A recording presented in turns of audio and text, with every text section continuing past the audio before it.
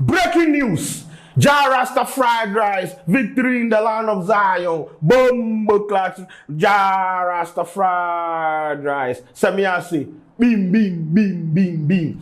You people the kind of Rasta man way, the Rasta kid. Is it Rasta kid?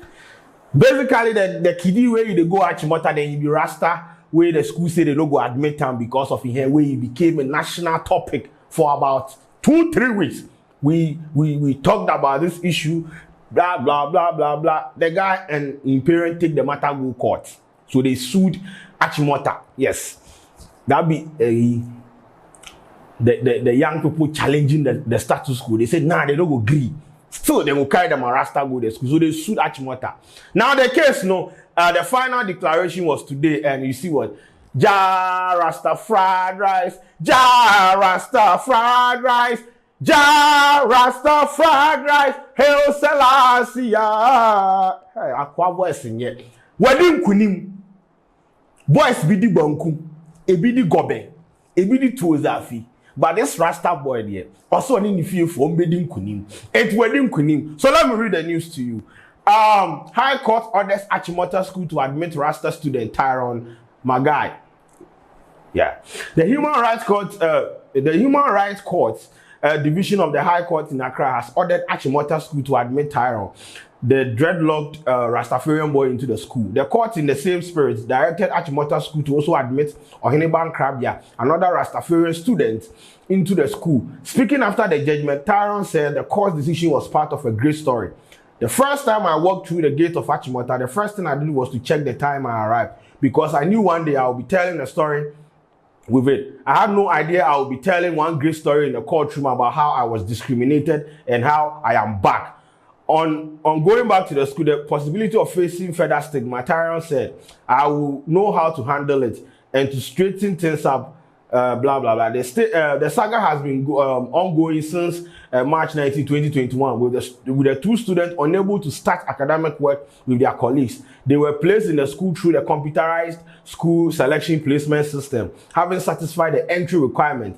Tyrone Marhguy's results were attached to the lawsuit to emphasize his academic competence. The school had asked the boy's parents to cut off the award's hair or find another school for them. Though the Ghana Education Service initially directed Achimota School to admit the student, it backtracked after pushback from the school stakeholders and further engagement in defense of blah blah blah blah. So basically, he has won. He's going to Achimota with the Rasta. Her name in a legendary status. Exactly. Her name is now written in gold. No. She now ranks with Eleanor Roosevelt, the architect of the Universal Declaration of Human Rights. She ranks with Mary Robertson, former president of Ireland and former UN Human Rights High Commissioner. That is the pedigree the High Court Human Rights Court one judge has just in a moment catapulted herself. Human rights are human rights, and they are found everywhere, in our schools, in our homes, our workplace.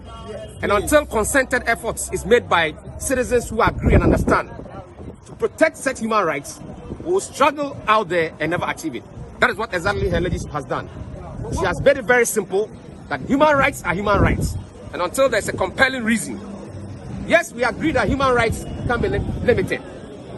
As we say, rights are not absolute, but there should be a justifiable reason to limit fundamental human rights. And she's simply saying that the respondents at Achimota School, the Ghana Education Service, Ministry of Education and Attorney General have not proven that compelling reason for her mind to weigh towards what the state is saying, that these rights, paramountly the right to manifest one's religion, the right to education, should be limited. So she's not convinced, and cases are won on the balance of probability. And I am happy. Said the High Court, they are saying, say, nah, sir, I cake, these are discriminatory practices now. Nah, right now we are in a progressive society. But in the Rasta school, and that is what has happened. And Charlie, from the videos, circulating also, you could see that they are happy. Court one, Charlie.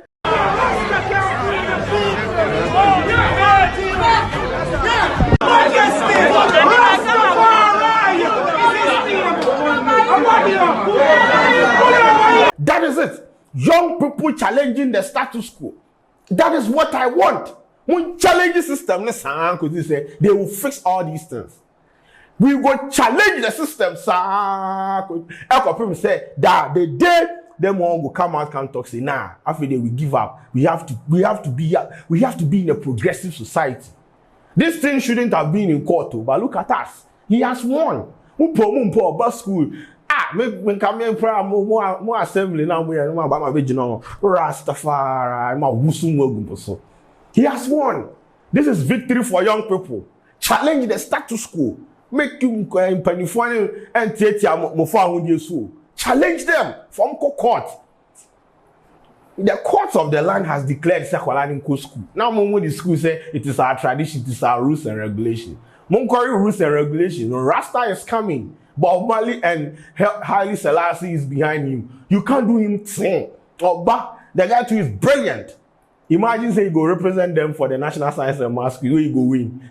And Kaboom, and kind of it's over for you. So that is what is happening. We will be updating you in subsequent alacrities. But an Accra High Court has ordered Achimota to admit 2 Rastafarian students. It denied admission over their refusal to cut their dreadlocks. This is the victory for Ja Rastafari.